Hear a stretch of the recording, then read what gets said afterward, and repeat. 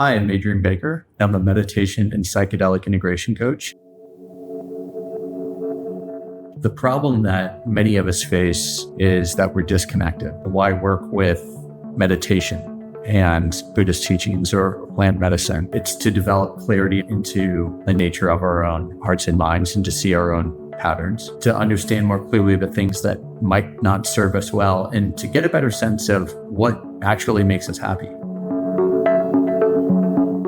Sahaja Soma is offering resources to people who want to approach plant medicines like ayahuasca and an ayahuasca analog called Soma through a contemplative framework, through the practice and teachings of meditation drawn from the Tibetan Buddhist tradition. I've spent the last 14 years studying Buddhism, the last 7 really practicing it intensively on retreat and at home. As I started to learn more about Western psychology, especially through the work of Gabor Mate in particular, who talks about trauma as disconnection from the self.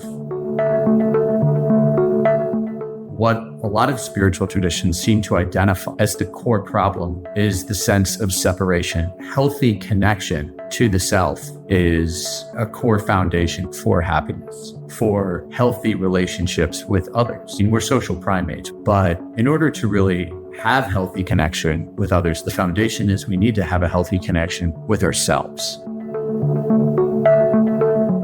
One thing I've learned diving in deeper into spiritual traditions, there's something about just the nature and the mind, the way that we can become veiled is a common metaphor. In these traditions, the mind becomes veiled or fails to clearly see its own true nature. We become cut off and seeking validation or happiness outside of ourselves, where we're never going to find that in any reliable way, because we're always experiencing everything through the nature of our own heart mind.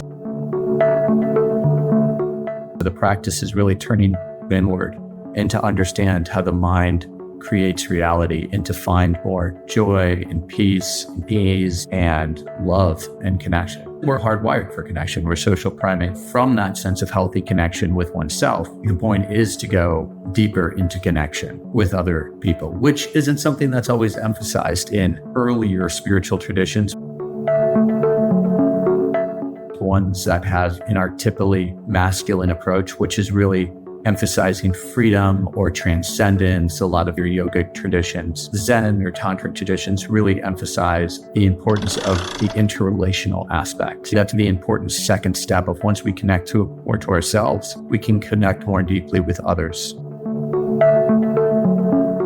I would add a third thing related to this is connection with nature, because we come from nature, and in a lot of ways we've lost sight of that, especially for people who are working hard in a big city, cut off from nature. We're sitting behind screens all day.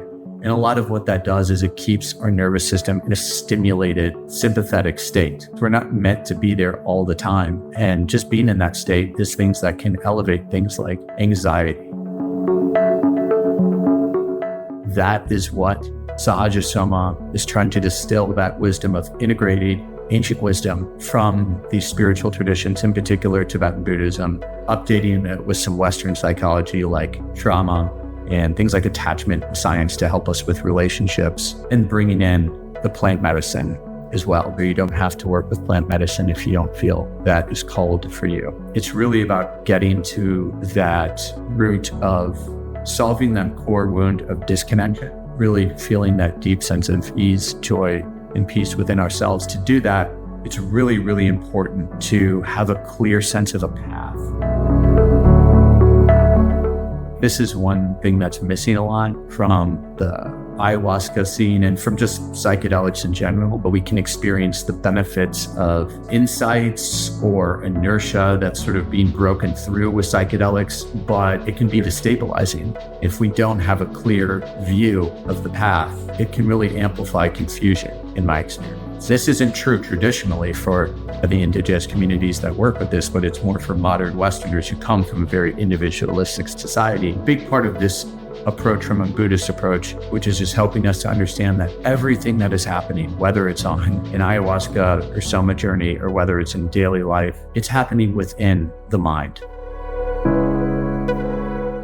That's what I'm offering on this channel. Ultimately, I want to be working with people one-to-one in terms of coaching who are interested in doing that, but offering resources to people who just want to get brief teaching that will hopefully be helpful before they start some plant medicine journey or to get their meditation practice going. Thank you so much for tuning in. Please leave any questions or comments in the comment section below.